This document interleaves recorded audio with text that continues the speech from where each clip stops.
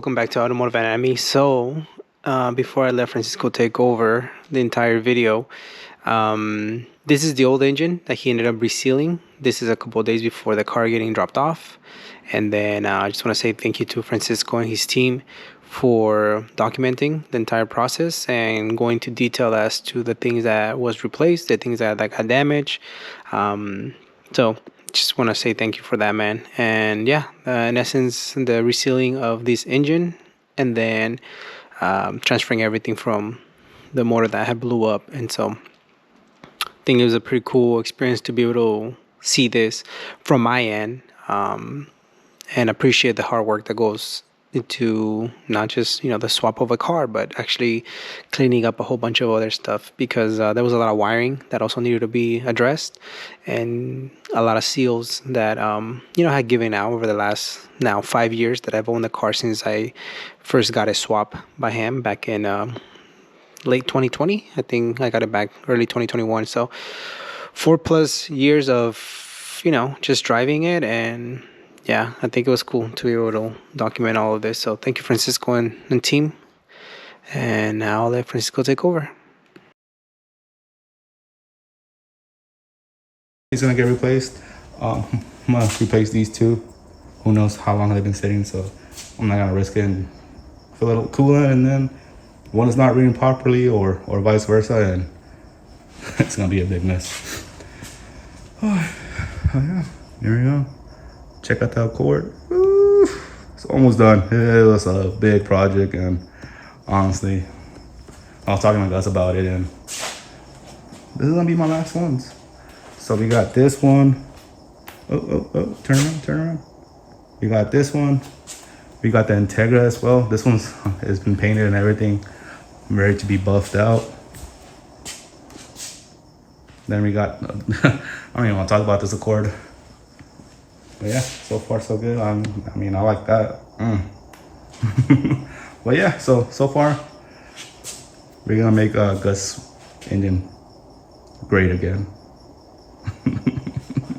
Fuck that.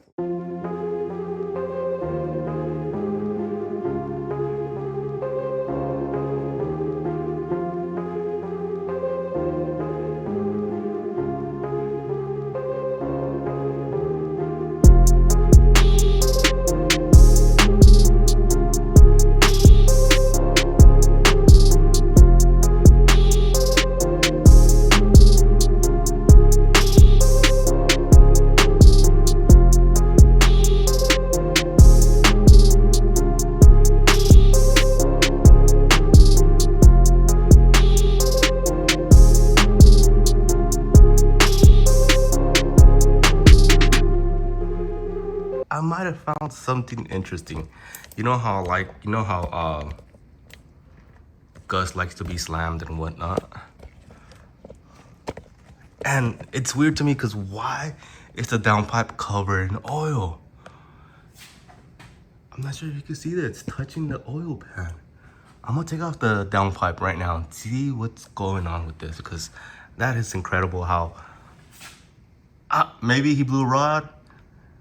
And we'll see right now, because it's just weird to me, because everything else is dry here, dry there, and if you look at the downpipe, it's dry up there and it's dry right here. So why is this covered in oil? And it didn't make sense to me until I was just looking at it. And if you look on top, you can see it's a little bit wet on top as well. So we are going to check this downpipe right now. Sometimes I like to use power tool, and sometimes I don't. At this moment, I'm gonna use the power tool right now.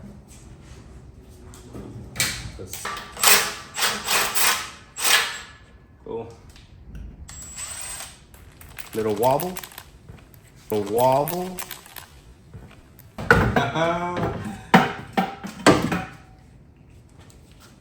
Oil dripping.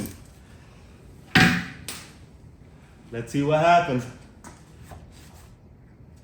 Oh, no, he actually, all right, let's take off the oil pan. Fuck this. Let's take off the oil pan. Let's see what happened. It's fun. I always talk to myself. Why not talk to you guys? All right, here we go. This is the last one. Yep, that was the last one. Cool. All right, guys. You guys ready? You guys ready for the big reveal? All right, let's do this. Here we go. Oh, you guys heard that, right? Oh, oh!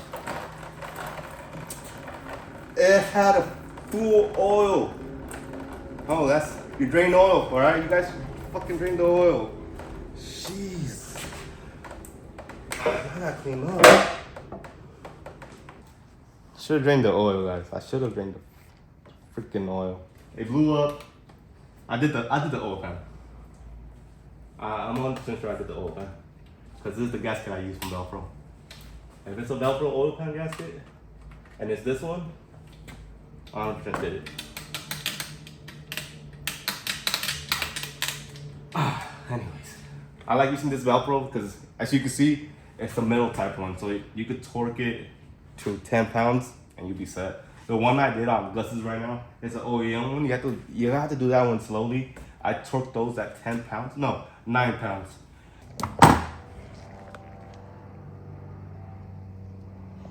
Check it out. Gus hitting VTech on those freeway runs. It got hot too. So that day when he called me, he was like, "Hey, it was knocking for a bit. I added oil and then it went away." Yeah, I'm off. Damn, Gus.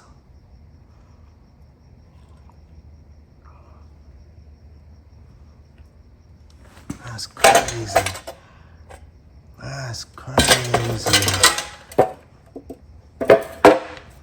And you were smashing, on it. Look, this is a nut. But now it's an oval nut.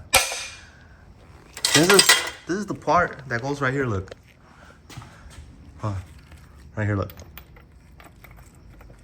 This is the part that goes right there. Oh, look. Let me JB weld it real quick and you should be good. But yeah, see, that's what I was like, why is there so much oil on that freaking downpipe? It doesn't make sense. But like, I mean, we are leaking from the distributor seals and the VTech solenoid gaskets. But this right here, this is wild. Update, engine has been kind of done already. Valve latch has been done already on this car, on this engine. Timing covers are on. We're just waiting on that engine to get pulled out so we can assemble everything else with the rim and seal, flywheel, clutch, all that good stuff. Yeah, so far so good on this one. Update on the car. The multi. Okay. I got Hercules right here. I made fun of my impacts, though. Even though I stole it.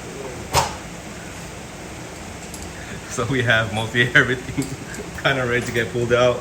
We're taking off the linkages right now for the transmission. We took off the radiator, all the accessories. We're gonna take off pull out the AC compressor, fuel lines off. We still need to take off the throttle body, loosen all the motor mounts, axles, and then after that, it'll be out. So probably within another 30 minutes, it'll be out.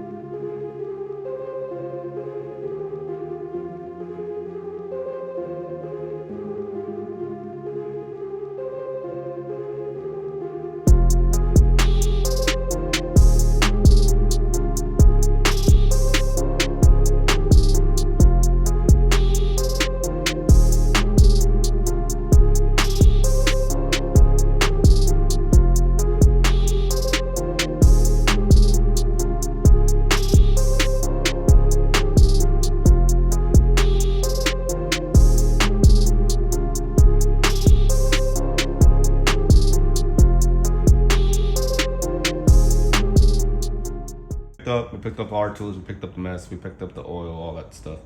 We're still gonna finish this engine tomorrow. Timing belt, everything's on already. Double check the timing, make sure everything was good. I did it like 2 times just to make sure it was good. And yeah, we are set. We're set with the timing. And yeah, look at it. Man, it looks good. Oil pan has been installed. Oil pan gasket, rim and seal plate, oil pump, all the O-rings, all that good stuff has been installed, properly torqued, and good to go. So tomorrow we're gonna do a valve lash on this. And yeah. And then tomorrow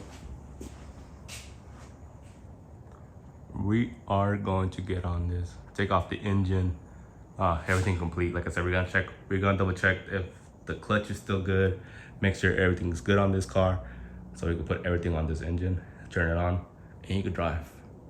Like I said, I want to give it to him on Sunday. He's gonna be here local on Riverside. I'm Bernardino, like 20 minutes, 30 minutes away from here. So hopefully we can make it happen. But if not, then you know, you can come another day.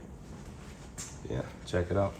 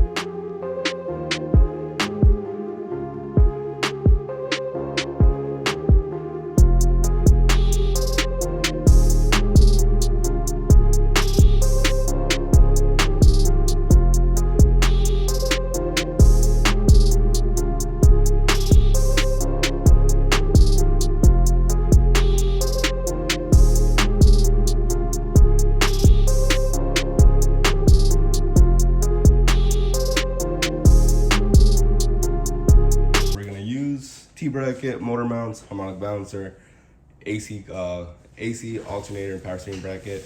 We have the thermostat housing off because it's easier to put the shift linkage with it off. So we're gonna install that once it's on. Everything's on. We are gonna change the clutch. Here are all the old parts out of the other engine. So we got the cam seal, crank seal, balance shaft seals, all the oil pump seals, O-rings, pickup tube gasket, VTEC solenoid gaskets, all that stuff, tensioners, water pump, rim seal, timing belt, balance shaft belt, and we have the oil pan and the oil filter. And this is the new engine, well, new to us. So everything's already installed. I'll leave the harmonic balancer off because it's a lot easier to install it without it. So we leave it off. I took out the belt. We are still gonna install the dipstick once it's in the car. Here's the intake manifold gasket on. Intake manifold with the new gasket. Rim seal has been installed. The flywheel has been installed. So yeah, pretty much everything's already there. Here's the harness. We cleaned it already. It's already all cleaned up. Tomorrow I'm gonna fix those little harness right there.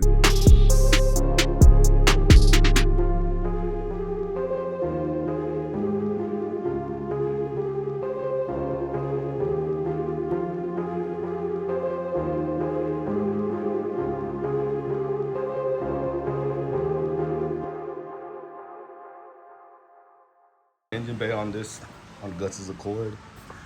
Well, so yeah, everything's cleaned already, and we're almost good to go. So yeah, so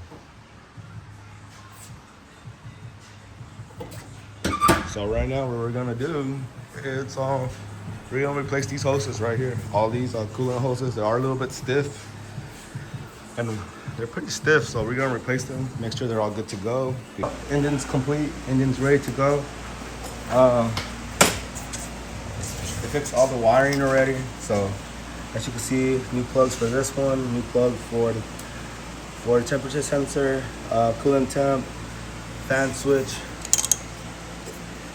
Mostly fixed everything here on this side because like I said, the distributor was leaking a lot, so we got a another replacement.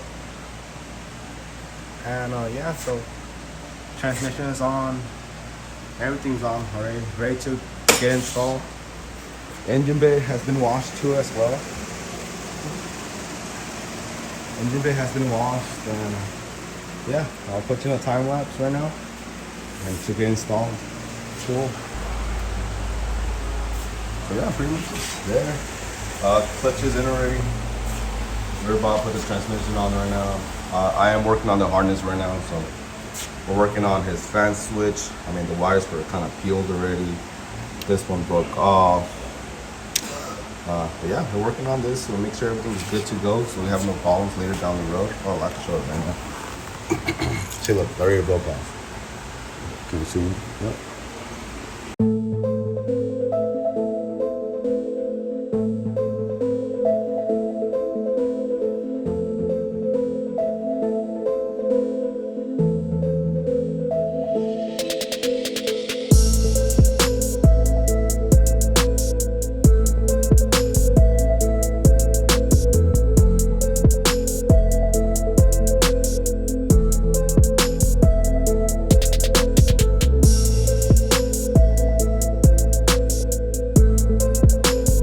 You guys since Saturday morning, but engine's in, it's running, it's ready to go. We're going to take it to him on probably like within around 8 p.m. on today's Wednesday, so we're gonna take it around 8 p.m. when traffic dies out. But yeah, we were having issues with it. One of the main issues with this was the distributor. I bought a new one because, like I said, this one was leaking internally and in the O-ring. So I was like, you know what? I have warranty on it and whatnot, so let me warranty it out. Unfortunately, I didn't have the warranty on this one. I think I had the 1 year warranty on this one.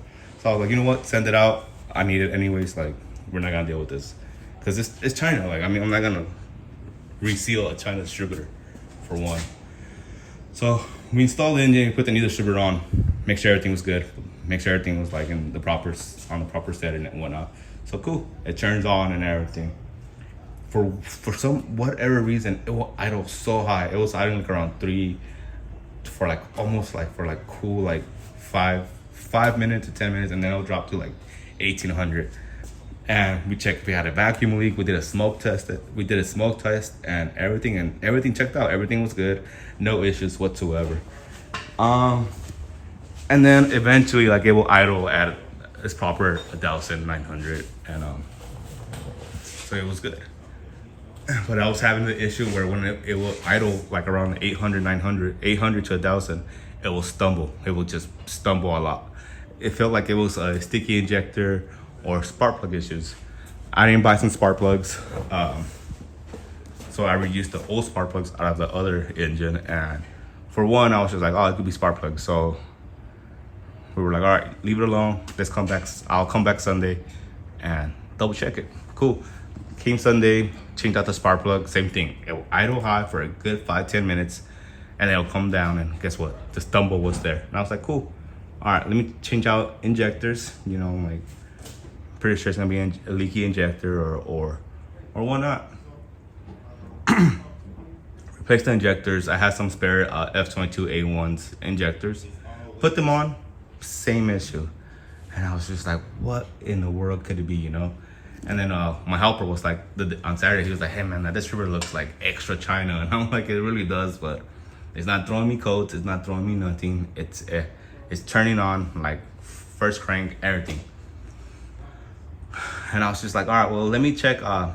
Let me check if I could set it to 16 degrees. I'll lock the ECU for the timing, put my timing gun and everything, and I was completely way off. I was like half.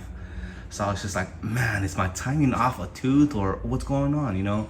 But my timing's not off, because you could tell right away when an engine is off a tooth, it will be stumbling. You have no power, like it'll idle weird. It was not timing. So I was like, all right, cool. Let me put that distributor on. Let me put his old used distributor on and make sure it was good. Turn it on. Idle. Went super down. It went to like, it was fine. It was idling fine. Like we let it cool down and everything. Put the new we put his old distributor on. It turned on at 1800. Kept it there. Within like 3 minutes, it came back down to the original. Well, you know, the recommended idle, which is like 500 to like 700. And I was just like, oh my gosh, like, you know, what's the distributor with the idle anyways? And then I let it idle and whatnot, and then no more stumble. And I was just like, no way. Like, no way it was the distributor. And guess what? It was the distributor. We put new spark plug wires, NGKs, make sure everything was good. Because I'm telling you, I was just like, what could it be? Like, it was just like everything's set, everything's properly timed, everything's good. Like, there's no vacuum leaks, there's nothing. And yeah, after that, we drove it for a cool 10 miles all around the block just to make sure everything's set. And yeah, it's good and everything, but we did had a small leak. And so we let it cool down. We tore apart the whole engine, the whole time inside again. And we realized that one of the balance shaft, the O-ring, the one that holds one of the belts, not the seal, but the other side, the one that has the O-ring. So might have got pinched. It might have got some it was too thin, or it was defective from Honda, who knows. And I took it apart, took out the timing and everything, put a new one, because I was usually buy two at a time. I like to buy two seals. Like, for example, if I'm resealing this car, I just like to buy two, just in case I need to get more or whatnot. I just have it in stock. So I bought it, I had one to spare, and I put it on, torqued it again, and that was the issue. I also resealed this power steering pump because it was leaking a lot. And it made it seem like it was leaking from the timing cover and whatnot. But overall, it was that little small leak that was coming out of the timing side, it was the balance shaft gear, the O-ring, and then on top of that, this thing was leaking. The power steering pump was leaking, so it looked like it was leaking from the other side of the timing side. But yeah, we replaced it, we resealed it, everything, no more leaks. So far, there's no more leaks. But you know, like, I already drove for 15 miles around the block. That's good enough to let me know if there's gonna be a leak or whatnot. We're not leaking from the distributor. I had to reseal it again. I had to take off everything. Change the inner seal and the O-ring outside the O-ring that goes outside the distributor. Replaced all that. No more leaks. Remain seal. All that stuff. So yeah, now we are going to deliver it to what's his name? What's his fucking name? Gus. Yeah, we're gonna deliver it to Gus. All right, cool. So yeah, so there's the update. All right, everyone, so let's take a drive just to finish up this video. Again, big shout out to Francisco and his team for documenting all of that. So it's been about close to 3.5 weeks since I received the car, so it's been a bit. And some of the stuff that I noticed, and Francisco did tell me, he's like, hey, was your transmission acting up, or was there something weird about your transmission? And I'm like, no, why? It's like, because it's very difficult to put into gear, and you know, we've noticed like more of a shakiness and things of that nature. And I've noticed that something must have happened when the car seized on me and the transmission got affected by it. As you can see, there's no check engine lights. It's been like 3 weeks. The little light in the trunk is because of the clear tail lights, but other than that, the car's been running smooth. For full transparency, after a week of driving it did develop a leak, and it was a fuel leak. And so I immediately told Francisco, he's like, hey, stop driving the car, let me go check it out. So he made sure he stopped by that weekend, and it was one of the injectors, a tiny little gasket had been stripped, and so that's where it was leaking from. So he replaced that, and he's like, yeah, just keep an eye out on anything that you see. And again, I've been driving the car at least 2.5 weeks straight, daily driving it, and on the weekend, and haven't seen anything develop since. There's no leaks.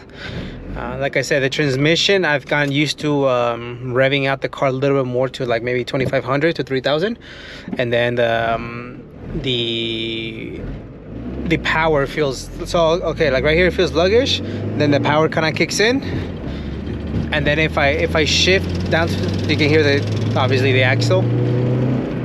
I believe one of my axles needs replacement, which he told me, and I said, yeah, just leave it. So that's adding to that shakiness. But other than that, the car feels really, really peppy. No issues. But yeah, man, I just want to say a big thank you. I really appreciate you. It's not easy to have to, you know, do the work and then document it. It's a lot more work. So I appreciate you and your co-worker, man.